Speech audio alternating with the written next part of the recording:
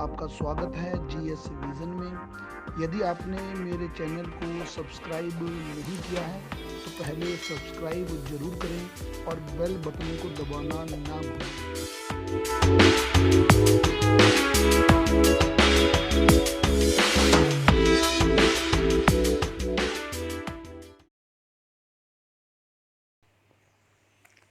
Hello everyone, this is GS vision और यह है वन दरोगा और पशुधन प्रसार अधिकारी के लिए जो प्रैक्टिस सेट चल रहा है उसका सेट नंबर 19 है। पेपर आपको फ्राइडे मिला था, आज सैटरडे है और आज इसका सॉल्यूशन वीडियो आएगा। तो सॉल्यूशन वीडियो को पूरा ध्यान से देखिए, जो नए पॉइंट्स मिलेंगे उसको नोट करके ज़रूर रखिए। कुछ बच्चे अपनी आंसर की नहीं भेजते हैं, उन पे हम कड़ी कार्रवाई ज़रूर करेंगे। अगर आपको समय मिला है लॉकडाउन का, तो लॉकडाउन का समय आपकी मस्ती का समय नहीं है, ये आपकी स्टडी का समय है। और जैसे लॉकडाउन ख़त्म होगा तो कोई बड़ी बात नहीं है कि आयोग जुलाई में ही वन दरोगा पेपर को करवा दे, संभावना को देखते हुए। तो आप ध्यान रखना कि आपको तैयारी पहले से करनी पड़ेगी। जो विद्यार्थी इस इंतज़ार में है कि लॉकडाउन खुलने के बाद पता नहीं पेपर कब कब कब कब होगा, तो ये आपके लिए अपॉर्चुनिटी, ये आप बेहतर नहीं कर रहे हैं, क्योंकि आप खुद के ही टीचर हैं, आप खुद को ही गाइड करते हैं और खुद को गाइड करने वाले का भविष्य कहाँ जाता है ये आप मुझे स्वयं बता देना कुछ समय के बाद। चलिए, जो हमारी गाइडेंस पे काम कर रहे हैं हम उनके संग तो कभी गलत नहीं होने देंगे। तो पेपर लगातार आपके आते रहेंगे और जल्द ही पेपर ऑनलाइन भी शुरू हो रहा है। आप मुझे सभी कमेंट बॉक्स में या व्हाट्सएप पे बताएंगे कि ऑनलाइन पेपर में आप क्या टाइमिंग चाहते हैं और क्या क्या रिफॉर्म चाहते हैं, आप मुझे ज़रूर बताएं। मंडे से जो पेपर है, मंडे से आपका पेपर जो है वो डिफ़िकल्ट वर्ड इंग्लिश में डेफिनेट लिखे होंगे, डिफ़िकल्ट वर्ड। और उसके बाद आप हमें उसके बारे में फीडबैक देंगे कि जो कुछ लोगों को थोड़ी लैंग्वेज प्रॉब्लम हो रही थी, तो वो लैंग्वेज प्रॉब्लम सॉर्ट आउट हुई कि नहीं हुई। फिर उसके बाद ऑनलाइन पेपर हम आपको उसी प्रकार से देंगे।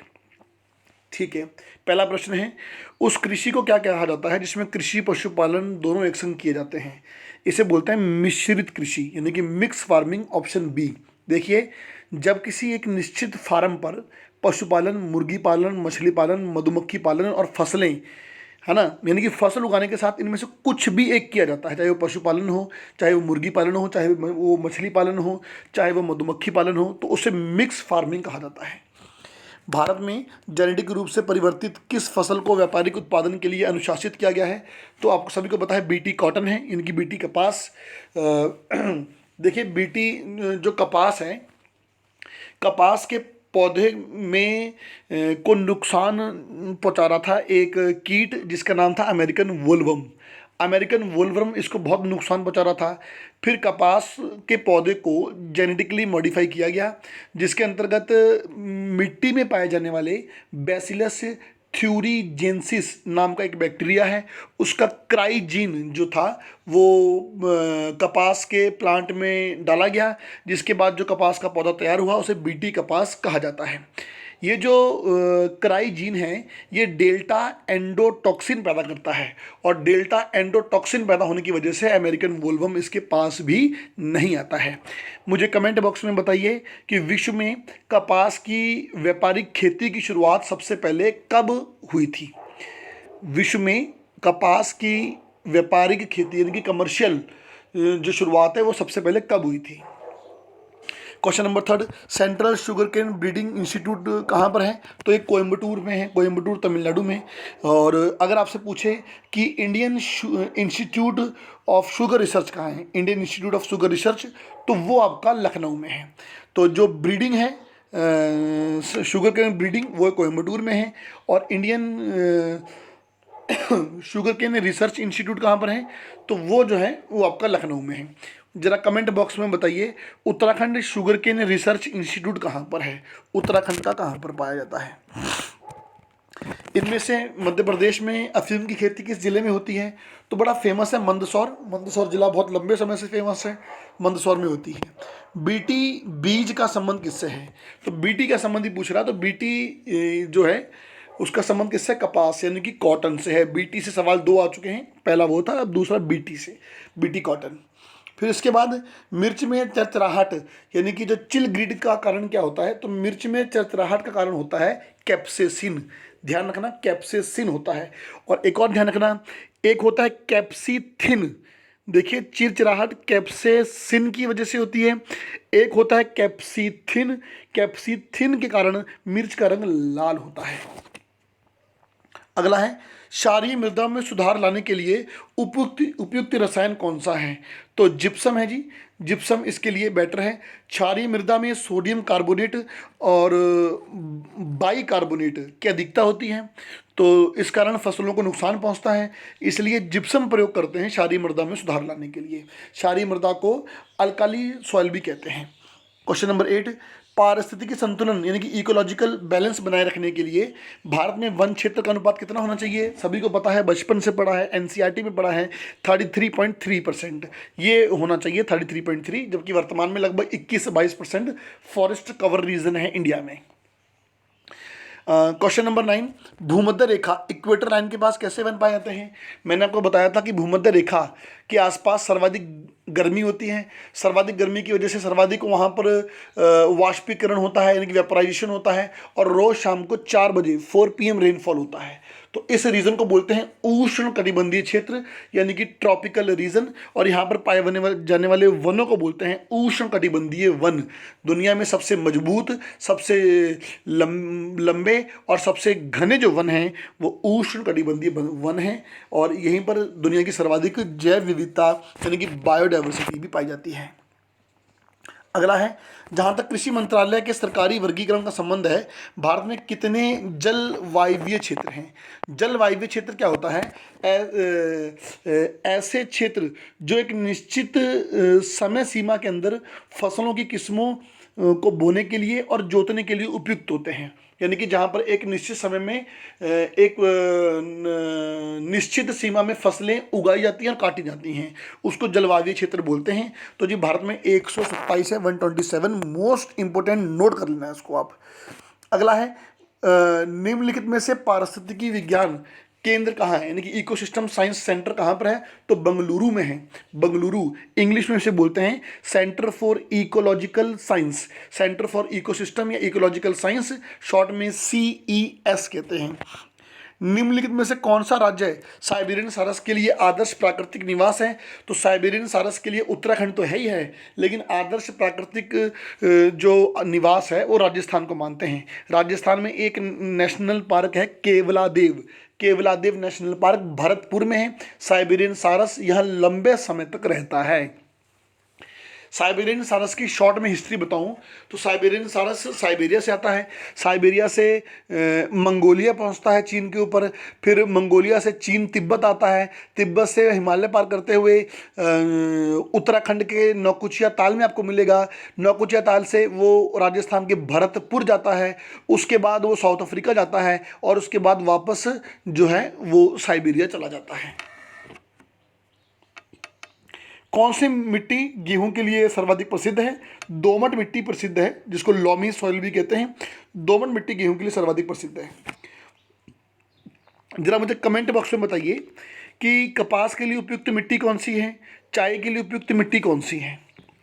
अगला है, सुनहरा रेशा यानी कि गोल्डन फाइबर किसे बोलते हैं? तो पटसन को बोलते हैं। पटसन मतलब जूट, जो जूट होता है ना, जूट का एक और नाम है पटसन, एक और नाम है गोल्डन फाइबर। विश्व में सर्वाधिक जूट उत्पादन बांग्लादेश में होता है। भारत में सर्वाधिक जूट उत्पादन वेस्ट बंगाल में होता है। भारत में ब्रिटिश टाइम में पहली जूट उत्पादन की मिल थी रिशरा, फिर बोल रहा हूँ रिशरा मिल थी, जो वेस्ट बंगाल में स्थापित की गई थी। स्थानांतरित कृषि की शुरुआत कहाँ से हुई है? तो स्थानांतरित कृषि की शुरुआत हुई है थाईलैंड से। थाईलैंड एक देश है, यहाँ से स्थानांतरित कृषि की शुरुआत हुई है। इंग्लिश में बोलते हैं शिफ्टिंग कल्टीवेशन, और इसको काटो और जलाओ कृषि भी कहते हैं। इसमें क्या करते हैं, एक जंगल को काटा, वहाँ पर कृषि उत्पादन शुरू किया, फिर कुछ समय उत्पादन किया और फिर वहाँ से कहीं और चले गए, फिर जंगल काटा, जंगल को जलाया, फिर कृषि उत्पादन शुरू किया। महानगरों के बाहरी भाग में की जाने वाली फलों, सब्जियों और फूलों की गहन कृषि को क्या बोलते हैं? इसको बोलते हैं जो बाजार कृषि बोलते हैं, क्योंकि देखो इसका मुख्य उद्देश्य होता है ना जो महानगर यानी कि शहर में सब्जियां, फूल फल आदि जो हैं वो प्रोवाइड करवाना, तो इसलिए इसको बाजार कृषि बोलते हैं, यानी कि ऑप्शन सी आ जाएगा। अगला है, विश्व में बागानी कृषि का सर्वाधिक विकास कहाँ है? सर्वाधिक विकास जो है वो साउथ ईस्ट एशिया में, ध्यान रखना, साउथ ईस्ट एशिया में। लेकिन विश्व के बागान भूमध्य सागरीय जलवायु को भी बोलते हैं, मेडिटेरियन टाइप क्लाइमेट। विश्व में सर्वाधिक बागानी जो कृषि है वो यहाँ पर प्रसिद्ध हुई है, खासकर यूरोप में। फिलहाल इसका आंसर होगा साउथ ईस्ट एशिया। संघन खेती के लिए खेतीहर क्षेत्र होना चाहिए। देखिए संघन खेती जो होती है वो होती है कि जब किसी भूमि पर अत्यधिक मात्रा में खाद और अत्यधिक मात्रा में पानी दिया दिया जाता है और अत्यधिक मात्रा में तकनीक का प्रयोग किया जाता है। जब किसी भूमि पर अधिक उत्पादन करने के लिए अधिक मात्रा में खाद, पानी और तकनीक का प्रयोग किया जाता है तो उसे संघन खेती यानी कि डेंस फार्मिंग कहते हैं। और डेंस फार्मिंग में जो सबसे महत्वपूर्ण है वो है सिंचित यानी कि इरिगेशन, तो ऑप्शन बी आएगा। सामान्य जीवन निर्वाह कृषि श्रीलंका में क्या कहलाती है? श्रीलंका में इसको बोलते हैं चेन्ना, ऑप्शन ए बोलते हैं। देखिए सामान्य जीवन निर्वाह कृषि क्या होती है? सामान्य जीवन निर्वाह कृषि मतलब खेती, जो खेती से प्राप्त उत्पादन है उससे परिवार की आवश्यकताएं पूरी होती हैं। जो खेती से प्राप्त उत्पादन है उससे परिवार की आवश्यकताएं पूरी होती हैं, तो उसे सामान्य जीवन निर्वाह कृषि कहते हैं। ट्रक फार्मिंग का अभिप्राय क्या है? ट्रक फार्मिंग का अभिप्राय, देखिए ट्रक फार्मिंग का मतलब होता है कि जब उत्पादों को यानी कि जो प्रोडक्ट हैं उनको दूर दूर तक स्थानों पर भेजा जाता है ट्रक के माध्यम से, रेल के माध्यम से, तो उसको नाम दिया गया ट्रक फार्मिंग। तो ट्रक फार्मिंग बागवानी कृषि के लिए बहुत फेमस है। अगला है फाइटोटॉक्सिक प्रदूषण क्या है? फाइटोटॉक्सिक प्रदूषण जो होता है ऐसा प्रदूषण जो पौधों की ग्रोथ को रोकता है, जो पौधों की ग्रोथ को रोकता है उसे बोलते हैं फाइटोटॉक्सिक प्रदूषण। सल्फर के ऑक्साइड जो होते हैं वो पत्तियों में क्लोरोसिस का नाश कर देते हैं, इसके बाद पौधों की ग्रोथ रुक जाती है, जिसे फाइटोटॉक्सिक पॉल्यूशन कहते हैं। भारत में बीएस मानक कब प्रारंभ आए थे, कब प्रारंभ हुए थे? बीएस है भारत स्टेज। अब सवाल ये भी पूछता कि भारत स्टेज क्या है? भारत स्टेज वाहन उत्सर्जन नियम है। वाहन उत्सर्जन मतलब vehicle emission rule. Vehicle emission मतलब जो वाहनों से धुआं निकलता है उससे संबंधित ये रूल हैं। बीएस मानक भारत में वर्ष 2000 में आए थे। वर्तमान में BS6 चल रहा है। आपने देखा होगा कि वर्तमान में सारी गाड़ियां BS6 आ रही हैं। BS6 लाने का उद्देश्य 2020 तक था। समुद्र में लवणता यानी कि सैलिनिटी का मुख्य कारण क्या होता है? यानी कि लवणता किस कारण से बढ़ती है? पहला है तापमान अधिक होना, यस, क्योंकि तापमान अधिक होगा तो वाष्पीकरण भी अधिक होगा, यानी कि पानी तो भाप बन के उड़ जाएगा लेकिन नमक वहीं रहेगा, जिसके कारण नमक यानी कि लवणता बढ़ जाएगी। वर्षा अधिक होना, बिल्कुल सही बात है। जब वर्षा अधिक होगी तो नदियों में बाढ़ आएगी, बाढ़ आएगी तो मिट्टी आएगी, गाद आएगी, लवणता बढ़ेगी, बिल्कुल ठीक है। हिमगलन कम होना यानी कि ग्लेशियर कम मेल्ट होना। देखिए ग्लेशियर मेल्ट होगा तो पानी साफ आएगा, ग्लेशियर मेल्ट नहीं होगा तो स्वच्छ जल समुद्र में नहीं पहुंचेगा, स्वच्छ जल नहीं पहुंचेगा तो लवणता अपने आप बढ़ेगी। तो इसका आंसर होगा डी यानी कि ये सभी। सर्वाधिक स्थायी पारिस्थितिकी तंत्र कौन सा है? सर्वाधिक स्थायी पारिस्थितिकी तंत्र जो है पहला वन पर्वत महासागर है जी। देखिए महासागर है क्योंकि इसमें मौसम का प्रभाव बहुत कम पड़ता है। सर्वाधिक स्थायी पारिस्थितिकी यानी कि जो परमानेंट इकोलॉजिकल सिस्टम है वो ओशियंस है। ये सवाल बहुत बार बना है। इनमें से कौन सा पारिस्थितिकी तंत्र का महत्वपूर्ण तत्व है? पहला ऊर्जा प्रवाह, दूसरा, अरे पहला ही है जी, ऊर्जा प्रवाह एनर्जी फ्लो। सबसे महत्वपूर्ण ऊर्जा प्रवाह ही है। अगर ऊर्जा प्रवाह है तभी इकोलॉजिकल बैलेंस बना हुआ है। ऊर्जा प्रवाह क्या होता है कि सूर्य से ऊर्जा लेते हैं, जो सूर्य से जो ऊर्जा आती है उसको बोलते हैं सौर ऊर्जा। सौर ऊर्जा को रासायनिक ऊर्जा में बदलते हैं पेड़ पौधे, फिर वही रासायनिक ऊर्जा विद्युत ऊर्जा यानी कि इलेक्ट्रिसिटी एनर्जी में बदलती है। यही इलेक्ट्रिसिटी एनर्जी ग्लूकोज निर्माण, प्रकाश संश्लेषण में योगदान देती है। प्रकाश संश्लेषण से ग्लूकोज बनता है और इस ग्लूकोज को पेड़ पौधों से उत्पादक यानी कि प्रोड्यूसर लेते हैं। तो ऊर्जा प्रवाह मोस्ट इंपोर्टेंट है, ऑप्शन ए आ जाएगा। जीव समुदाय द्वारा निम्नलिखित में से किस ऊर्जा का सर्वाधिक उपयोग किया जाता है? देखिए फिर भी बात आ गई, जीव समुदाय द्वारा आणविक ऊर्जा ना, भूतापीय ऊर्जा ना, सौर ऊर्जा का सर्वाधिक प्रयोग किया जाता है। देखिए सौर सूर्य की ऊर्जा मिलेगी तभी तो पेड़ पौधे प्रकाश संश्लेषण से भोजन बनाएंगे, और अगर पेड़ पौधे भोजन बनाएंगे तभी हम मिलेंगे। तो मतलब जो सवाल अगर ये भी पूछे कि इकोसिस्टम में या पृथ्वी में ऊर्जा का आधार क्या है, तो सौर ऊर्जा ही आधार है। घास स्थलीय पारितंत्र में संख्या पिरामिड कैसा होता है? देखिए, पिरामिड का मतलब होता है जैसे आपने ट्रायंगल देखा ना, ट्रायंगल, तो वो होता है, वो पिरामिड टाइप का होता है। या तो उल्टा बनेगा या सीधा बनेगा। सीधा मतलब नीचे बेस चौड़ा और जो ऊपर का टॉप होगा वो पतला होगा। अगर मैं बोलूँ तो सीधा मतलब सीधा ट्रायंगल, उल्टा मतलब उल्टा ट्रायंगल, है ना। तो उसने पूछा कि पिरामिड यानी कि ट्रायंगल कैसा बनेगा। अब आप मुझे बताइए पहले, कुछ बच्चे थोड़ा घबरा रहे होंगे कि आज बात बहुत बड़ी बड़ी हो रही है, ये सब कहाँ से पूछा गया है। अरे आपके सिलेबस में है भाई, इकोसिस्टम, पॉल्यूशन, सब आपके सिलेबस में, वहीं से क्वेश्चन मैंने आपको बना के दिए हैं ये। और जिसके नहीं हुए चिंता न करें, मैंने ऑनलाइन क्लासेस शुरू की है, धीरे धीरे धीरे जितने टॉपिक पॉसिबल हो पाएंगे मैं जरूर करवाऊंगा आप लोगों को। देखिए, घास में संख्या पिरामिड कैसा बनता है। अब मुझे बताइए कि किसी क्षेत्र में घास होगी, घास को खाने वाले जीव होंगे, और उन जीवों को खाने वाले भी शेर होंगे, तेंदुए होंगे। बताइए सर्वाधिक क्या होगी? घास होगी, नहीं होगी? सर्वाधिक घास पेड़ पौधे होंगे। उसके बाद कौन होंगे? उसको खाने के लिए हिरण, हाथी होंगे। वो घास की संख्या से कम होंगे, है ना। और फिर इसके बाद जो होगा, एक शेर आएगा जो हाथी हिरण को खा सकता है। तो हाथी हिरण की तुलना में शेर की संख्या क्या होगी? कम होगी। तो मतलब सबसे ज़्यादा क्या होगा? घास। घास के बाद क्या होंगे? शाकाहारी। उसके बाद कौन होंगे? मांसाहारी। मतलब डायग्राम बनना है इसका सीधा, पिरामिड सीधा बनेगा। बेस में घास आ गया, फिर उसके ऊपर कम होंगे शाकाहारी और भी कम होंगे मांसाहारी, तो इसका पिरामिड सीधा बनेगा। पारितंत्र में ऊर्जा पिरामिड कैसा बनता है? देखिए, ऊर्जा पिरामिड क्या होता है? एनर्जी का पिरामिड। मैं इसके लिए अलग से लेक्चर दूंगा, लेकिन मैं यहाँ पर आपको समझाने की कोशिश करता हूँ थोड़ी सी। ऊर्जा पिरामिड क्या होता है कि जैसे मान लीजिए आपकी सूर्य से जो ऊर्जा आती है, सूर्य से, उसका लगभग 1% पार्ट जो है वो पेड़ पौधों के पास रहता है, बाकी सब चले जाता है। सूर्य से जो ऊर्जा आती है वो 1,00,000 जूल के आसपास होती है।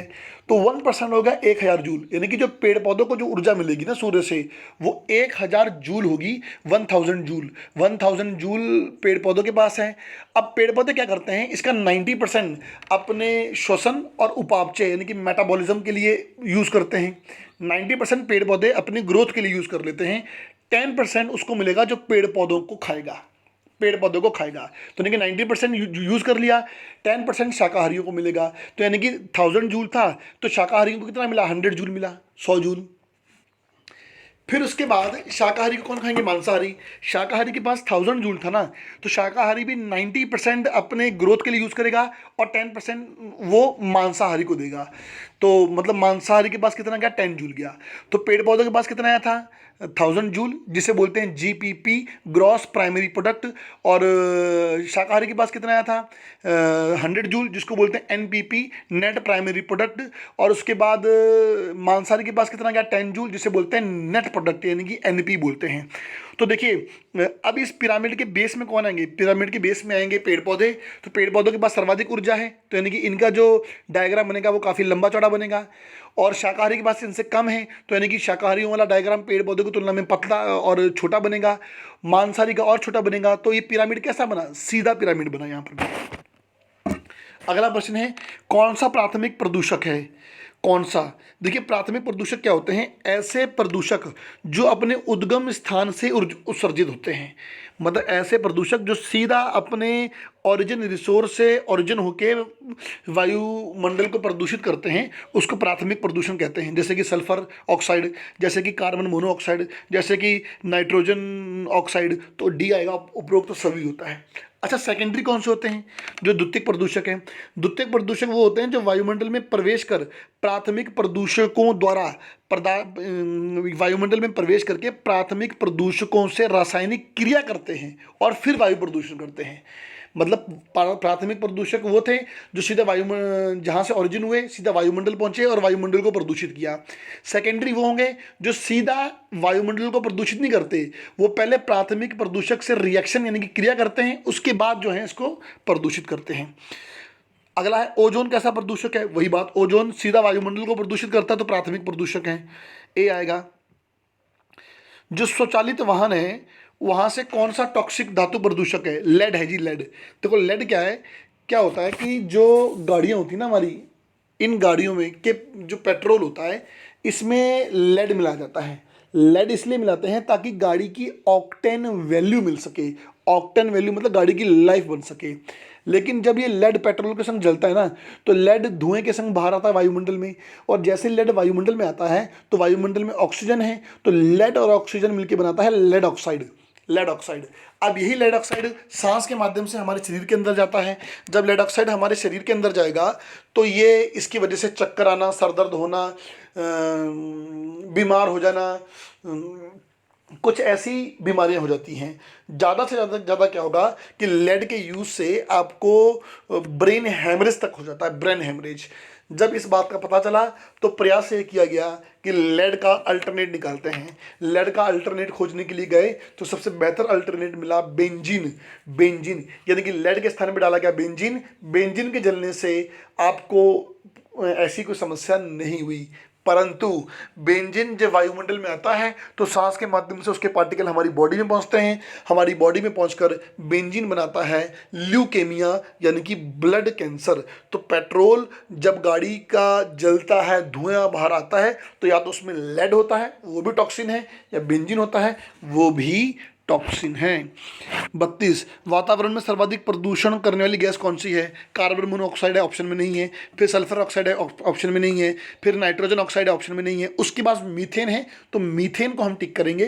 पहली 3 ऑप्शन में नहीं है तो कोई बात नहीं, आप इसलिए आपको पूरा पता होना चाहिए। नमामि गंगे परियोजना कब शुरू हुई थी? वर्ष 2014 में नमामि गंगे प्रोजेक्ट शुरू हुआ था, जिसका उद्देश्य 2022 तक गंगा को खुले में शौच से मुक्त करना है। नमामि गंगे प्रोजेक्ट के अंतर्गत एक नया कैंपेन शुरू हुआ है, गंगा ग्राम। गंगा ग्राम क्या होता है? जो गंगा किनारे गांव गंगा को स्वच्छ रखने में महत्वपूर्ण भूमिका निभाएगा, उसको गंगा ग्राम का दर्जा दिया जाएगा और उस ग्राम पंचायत को केंद्र सरकार की ओर से बड़ी आर्थिक सहायता प्राप्त होगी। उत्तराखंड में पहला गंगा ग्राम बागोरी उत्तरकाशी है, दूसरा गंगा ग्राम मालागांव पौड़ी है, तीसरा गंगा ग्राम बीरपुर खुर्द देहरादून है डोईवाला के पास, और चौथा गंगा ग्राम मुखवा उत्तरकाशी में है। मुझे कमेंट बॉक्स में कमेंट करके बताइए कि गंगा कहाँ से निकलती है और उत्तराखंड में इसकी लंबाई कितनी है। निम्न में से जल की बीओडी मतलब बायोलॉजिकल ऑक्सीजन डिमांड को कौन बढ़ाता है? बीओडी को बढ़ाता है शकरा मिल की अपशिष्ट। अगर आप बीओडी, सीओडी, डीओ, पीएच नहीं समझते तो चिंता ना करें, इस पे भी वीडियो आएगा। लेकिन आप अभी फिलहाल इसके लिए काम चलाइए कि जल में बीओडी की मात्रा शकरा मिल के अपशिष्ट बढ़ाते हैं, क्योंकि वो थोड़ा सैनिटाइज़र के फॉर्म में काम करते हैं, और सैनिटाइज़र के फॉर्म में के रूप में काम करके जो पानी में जो भी बैक्टीरिया वायरस होते हैं उनको समाप्त कर देते हैं। सफ़र क्या है? सफ़र जो होता है सफ़र SAFAR, सफ़र की फुल फॉर्म है system of air quality and weather forecasting and research. System of air quality and weather forecasting and research एक एप्लीकेशन है सफ़र। इसको Indian institute of tropical meteorology department Pune द्वारा विकसित किया गया है। इसके माध्यम से आप वायु गुणवत्ता की जांच कर सकते हैं, ऑप्शन बी आ जाएगा। जल प्रदूषण का अबिंदु स्रोत कौन सा? अबिंदु मतलब नॉन पॉइंट पॉल्यूशन। मैं फटाफट बताता हूं आपको कि पॉइंट पॉल्यूशन और नॉन पॉइंट पॉल्यूशन क्या होता है। पॉइंट पॉल्यूशन उसको बोलते हैं जहां प्रदूषक जल के निश्चित स्रोत होते हैं, यानी कि जहां पर पानी प्रदूषित होगा, ये बात पक्की है, मतलब उसके निश्चित स्रोत हैं, वो होता ही होता है। जैसे कि फैक्ट्रियों से निकलने वाला गंदा पानी जल को प्रदूषित करता है, तो ये पॉइंट पोल्यूशन है, यानी कि इसके निश्चित स्रोत हैं। जैसे कि आपके घरों का सीवेज नगर निगम जहाँ फेंकता है वहाँ जल प्रदूषित होगा, ये है, ये निश्चित स्रोत हैं। अबिंदु स्रोत क्या होता है?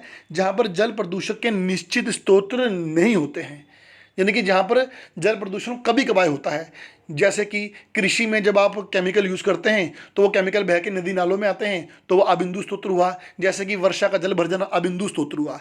तो सवाल पूछता है कौन सा अबिंदु स्रोत नहीं है, पूछा है, नहीं है। कृषि अपशिष्ट बिल्कुल है, घरेलू अपशिष्ट बिल्कुल है। देखिए क्या नहीं है, तो इसमें फैक्ट्रियों का बहिस्त्राव नहीं है। जो फैक्ट्रियों से बहिस्राव है ना, जो फैक्ट्रियों का बहिस्राव है।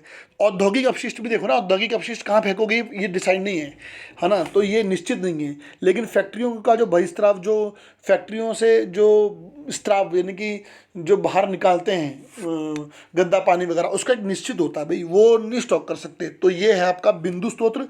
तो सवाल पूछा अबिंदु स्त्रोत्र नहीं है तो फैक्ट्रियों का बहिस्राव नहीं है। 37, कौन सा जल प्रदूषण में शामिल नहीं है? समुद्री जल, सॉरी, जब जल प्रदूषण में शामिल है समुद्री जल प्रदूषण यस, झील यस, तापीय यस, ऑल ऑल हो जाएगा इसमें। वह गैस जो वातावरणीय प्रदूषण उत्पन्न करती है, सल्फर डाइऑक्साइड है। बिल्कुल सही बात है, सल्फर डाइऑक्साइड खासकर ऑयल रिफाइनरी से निकलती है। ये सल्फर डाइऑक्साइड वायुमंडलीय जो वाटर वेपर है उससे मिलती है और इससे एसिडिक रेन भी होती है। तो इसके बाद डाउट्स कराएंगे विष्णु सर। मैं लास्ट में फिर मिलूंगा पशुपालन संबंधी प्रश्नों के साथ। आशा करता हूँ आप सब अच्छे हैं। चलिए टेस्ट नंबर 19 के जो है साइंस का एनालिसिस स्टार्ट करते हैं। क्वेश्चन नंबर है 38 हमारे पास। वह गैस जो वातावरणीय प्रदूषण उत्पन्न करती है, यानी वो गैस बतानी है जो क्या एनवायरमेंटल पोल्यूशन प्रोड्यूस करती है। तो इनमें से एनवायरमेंटल पोल्यूशन प्रोड्यूस करने वाली जो गैस है वह सल्फर डाइऑक्साइड। वो कौन सी? Sulphur dioxide. बाकी ऑक्सीजन से हमारे पास क्या, इसको हम हमेशा यूज़ करते हैं तो इससे कोई प्रदूषण नहीं होता है। इसी प्रकार से नाइट्रोजन, नाइट्रोजन है, नाइट्रोजन से नहीं होता है। तो इसके आधार पर जो 38 का जो क्वेश्चन का आंसर है वो है सी, सल्फर डाइऑक्साइड। जो अम्लीय वर्षा वगैरह आपने सुना होगा, पढ़ा होगा, तो उसके अंदर भी इसका नाम आता है। चलिए क्वेश्चन नंबर 39 की बात करते हैं। कास्टिक सोडा को अलसी के तेल के साथ गर्म करने पर जो यौगिक बनता है वह है। पहले मैं इंग्लिश वालों के लिए ट्रांसलेट कर देता हूँ कि कास्टिक सोडा को जो क्या अलसी का तेल का मतलब लाइन सीड ऑयल के साथ अगर गर्म कर दिया जाए तो जो कंपाउंड मिलता है या प्रोड्यूस होता है वो क्या है? तो वो है साबुन। उसका नाम है साबुन। जो कंपाउंड प्रोड्यूस होता है वो इसका आंसर है सी, साबुन। अब देखिए, हम क्या है पहले ही यौगिक के बारे में बात कर चुके, कंपाउंड के बारे में, फिर भी थोड़ा सा और बता देता हूँ। क्या है? एक होता है एलिमेंट, जो क्या है इंडिविजुअल मॉलिक्यूल्स होते हैं उसके अंदर सिर्फ अपने। जैसे ऑक्सीजन O2 है तो उसमें एक ही प्रकार का पदार्थ है ऑक्सीजन। ठीक है। हाइड्रोजन, उसमें क्या है H2, यानी उसमें क्या है एक ही प्रकार के पदार्थ है हाइड्रोजन, HH। तो ये कहलाते हैं एलिमेंट, यानी तत्व जो बोला जाता है। अब यौगिक की डेफिनेशन क्या है? जब दो या दो से अधिक एलिमेंट्स को एक फिक्स रेशो में, एक निश्चित अनुपात के अंदर मिलाया जाता है तो वो कहलाता है यौगिक, यानी कंपाउंड। यानी क्या? फिक्स रेशो के अंदर मिलाया जाता है वो कहलाता है यौगिक यानी कंपाउंड।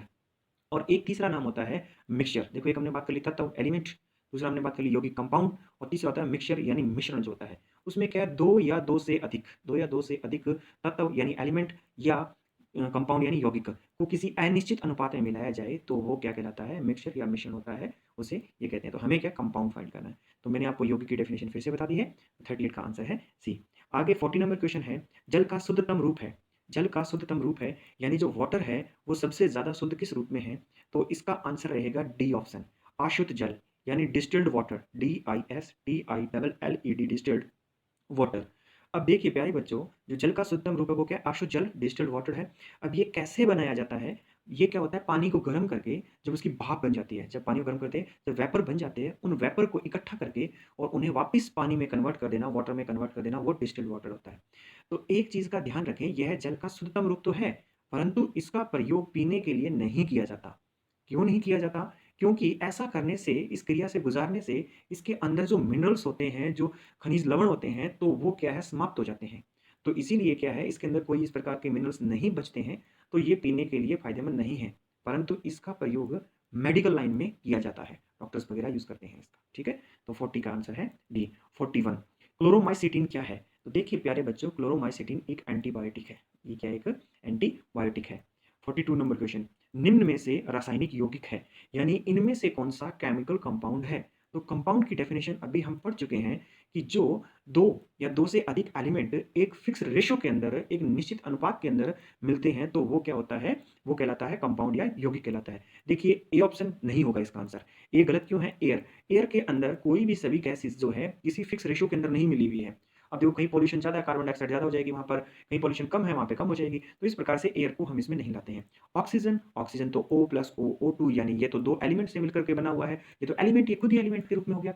ठीक है। तो ये क्या है? खुद ही एक एलिमेंट में है। तो आगे क्या है? पारा, मरकरी यानी H, ये भी नहीं है। तो 42 का आंसर है डी, अमोनिया, NH3। NH3। तो ये NH3 की फॉर्म में, यानी एक एक नाइट्रोजन और हाइड्रोजन का फिक्स रेशियो जब मिलेगा तभी अमोनिया बनेगी और उसे ही यौगिक कहा जाएगा। तो 42 का आंसर है डी।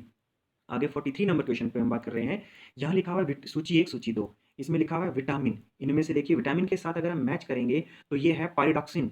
पायरोडॉक्सिन नाम तो आपने कम लोगों ने सुना होगा, परंतु बहुत सारे लोगों ने ये नाम जरूर सुना होगा, विटामिन B6। तो विटामिन B6 को पायरोडॉक्सिन कहते हैं। तो ए का हो चुका है 2। दूसरा है एंजाइम।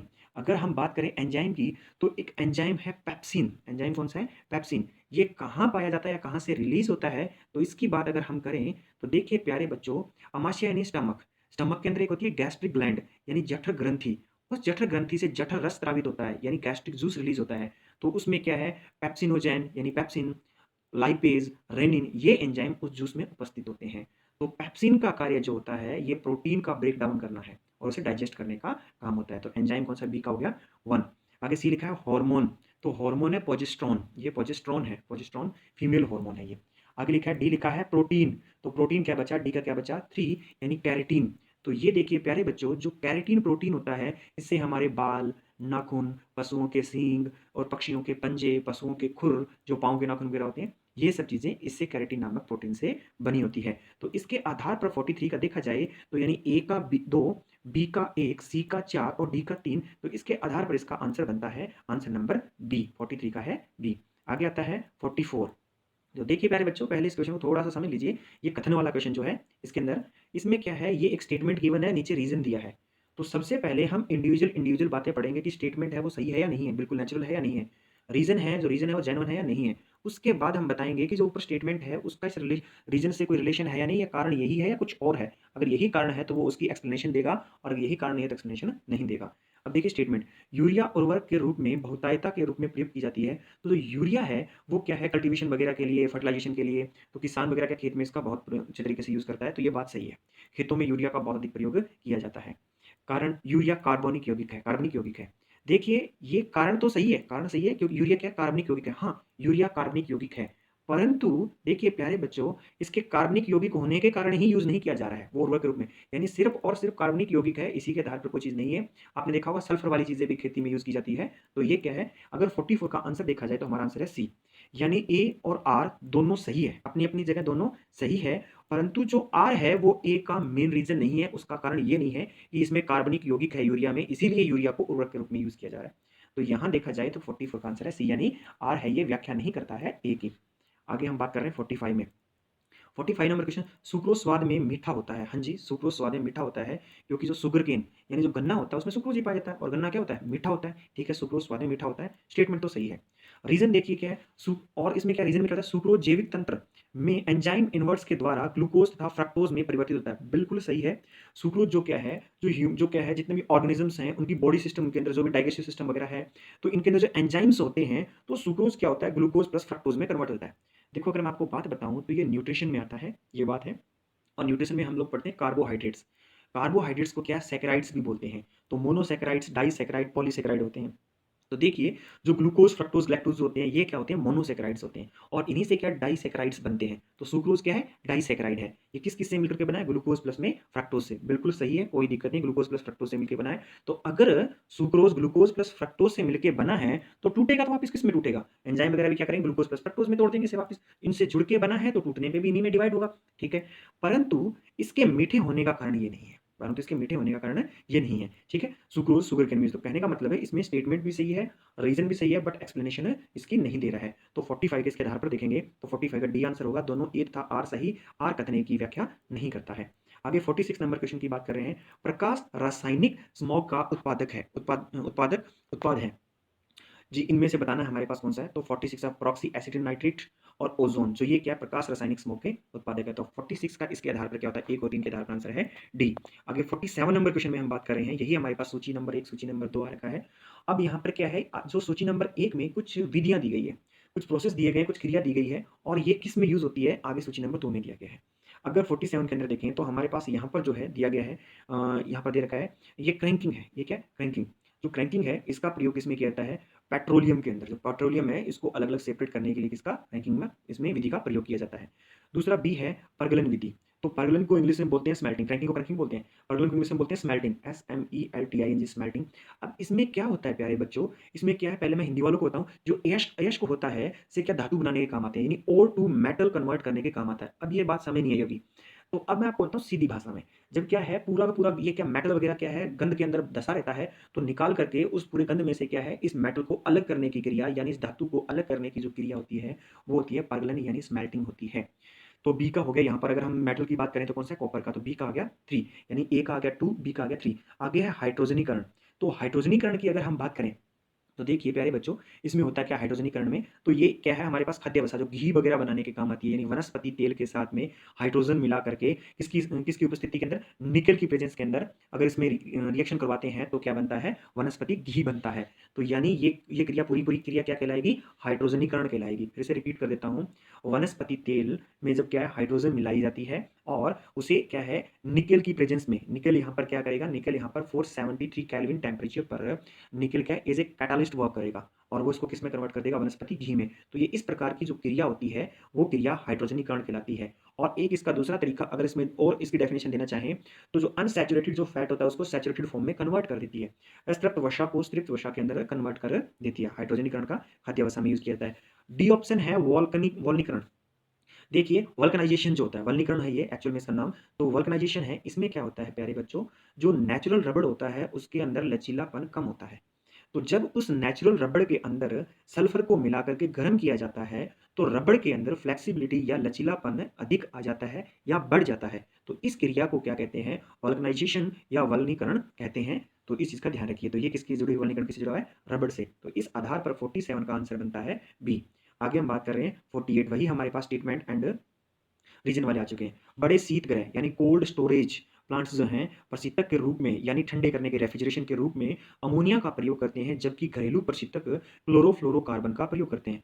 तो देखा होगा बहुत बड़े इंडस्ट्रीज के अंदर जो बहुत बड़े बड़े जो कोल्ड स्टोरेज के लिए होते हैं, चीजें रखने के लिए, तो लॉन्ग टर्म के लिए, तो जो वहां पर जो यूज करते हैं रेफ्रिजरेटर यूज करते हैं वो इतने बड़े वाले, उसके अंदर तो कौन सी गैस भरते हैं, अमोनिया गैस भरी जाती है। और जो हमारे घरों में फ्रिज है उसके पीछे आपने देखा होगा गैस भर, मोटर के ऊपर गैस भरने वाली सी एक जगह सी है, तो इसमें कौन सी क्लोरोफ्लोरोकार्बन भरी जाती है। तो बात तो सही कह रहा है, बात बिल्कुल सही है, तो यानी स्टेटमेंट तो सही है।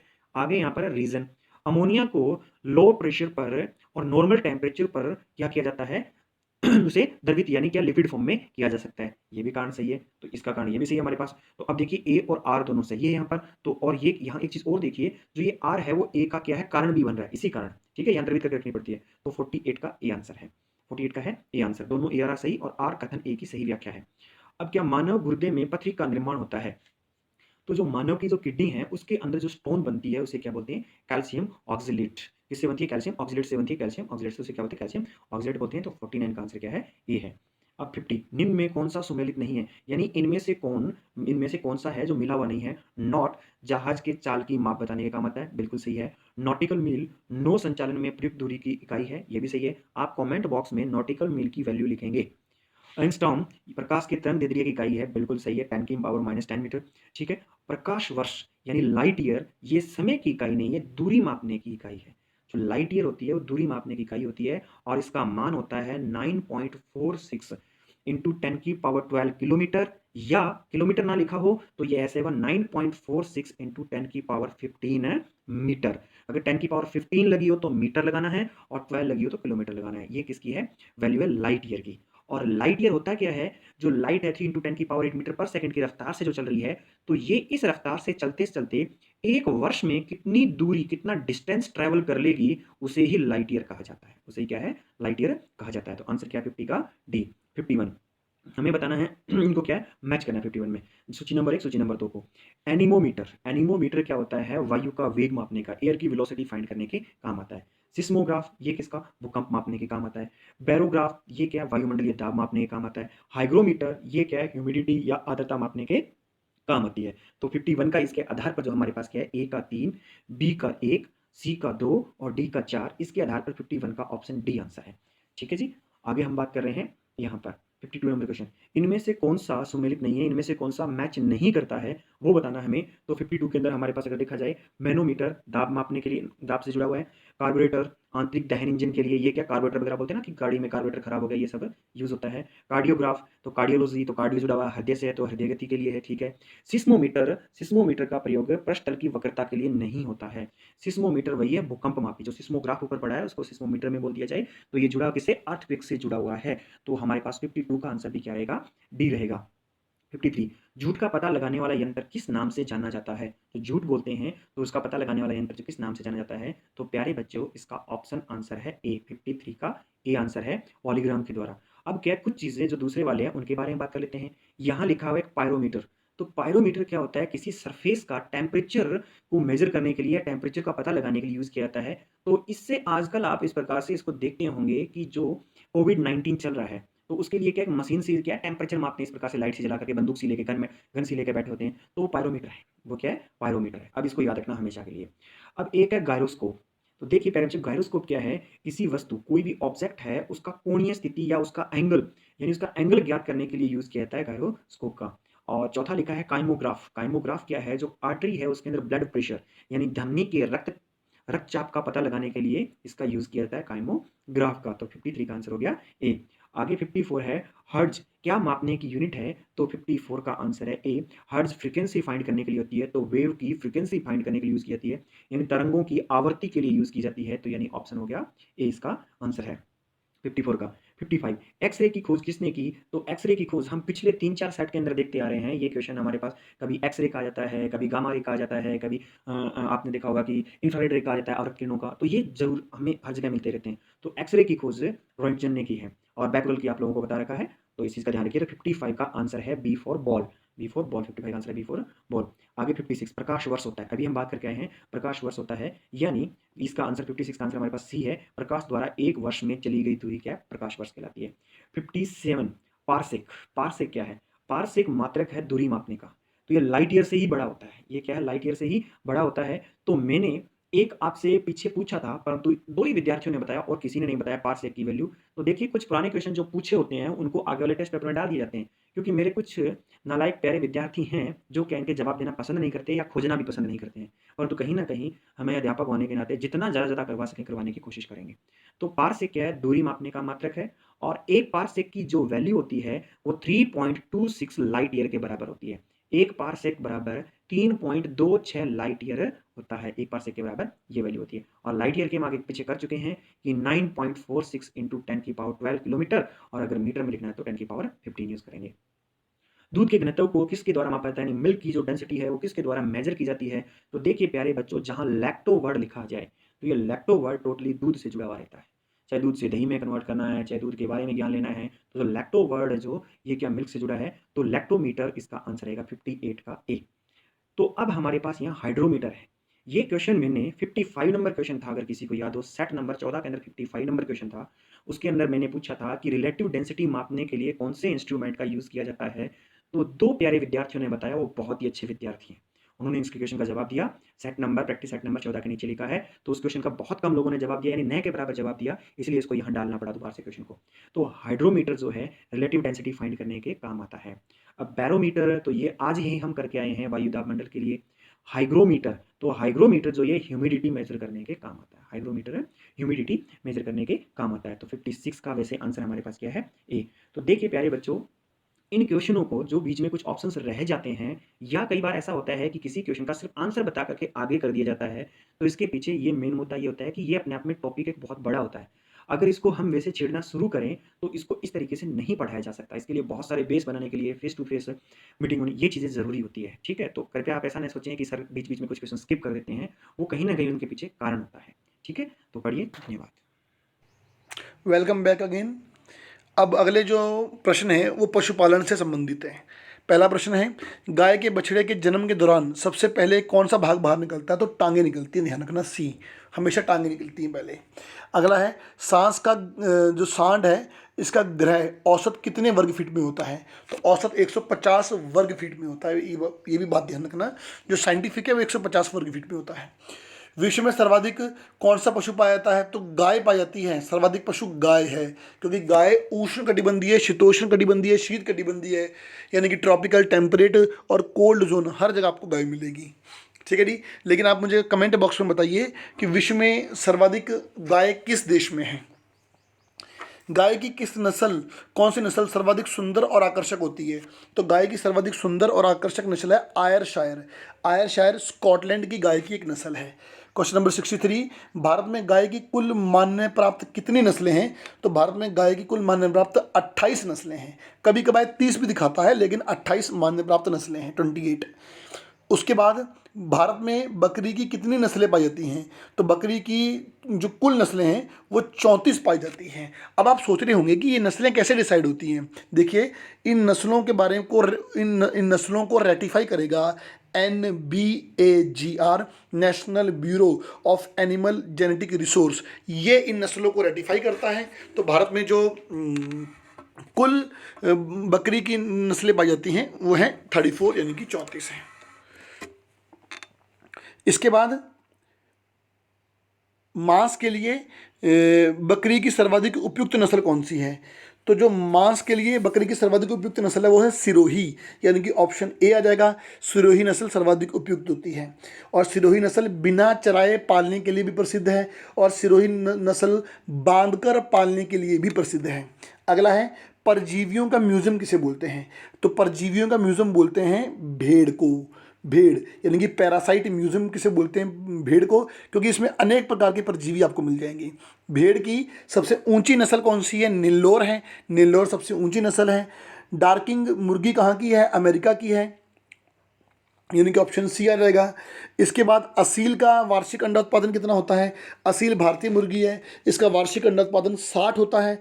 असील मुर्गी जो मनोरंजन होता ना, जिसमें मुर्गी को आपस में लड़ाया जाता है, उसके लिए भी प्रसिद्ध है। 70वां सवाल, दो कुबड़ वाला ऊंट क्या कहलाता है? दो कुबड़ वाले ऊंट को बोलते हैं कैमिलस बैक्टीरियन बोलते हैं, ऑप्शन सी, कैमिलस बैक्टीरियन। और जो एक कुबड़ वाला होता है उसको बोलते हैं कैमिलस ड्रोमेडेरियन बोलते हैं। भारत में दो कुबड़ वाले ऊंट सिर्फ और सिर्फ लद्दाख में मिलते हैं। राजस्थान में सर्वाधिक ऊंट हैं जो एक कुबड़ वाले हैं। सॉरी। दूध में पाया जाने वाला प्रोटीन कौन सा है? पहला केसिन, यस। Lactoglobulin, yes. उसके बाद लैक्टो एल्ब्यूमिन, बिल्कुल yes. Option D, yes all. सारे प्रोटीन आपको दूध में मिलेंगे। अगला है, दूध के अंदर सबसे अधिक मात्रा में घटने बढ़ने वाला पदार्थ कौन सा है? तो जी वसा है। फैट सर्वाधिक मात्रा में बढ़ता और घटता है। राष्ट्रीय भैंस अनुसंधान केंद्र कहाँ पर है? हिसार, हरियाणा में है। उसके बाद देश का सबसे बड़ा पशु मेला किस स्थान पर लगता है? सोनपुर, बिहार में लगता है। नवंबर दिसंबर में ये मेला लगता है, सोनपुर बिहार में। गंडक और गंगा नदी के किनारे, गंडक और गंगा नदी के संगम पर लगता है। इस मेले को हरिहर क्षेत्र मेला भी कहते हैं, जो एशिया का सबसे बड़ा पशु मेला है। किस देश में सर्वाधिक सर्वाधिक उत्पादन ऊंट है? नहीं, सर्वाधिक ऊंट है, सर्वाधिक। तो अब सोमालिया आ चुका है, सर्वाधिक ऊंट आपको सोमालिया मिलेंगे। पानी पीने के बाद ऊंट में आरबीसी की मात्रा लगभग कितने प्रतिशत बढ़ जाती है? Most important question.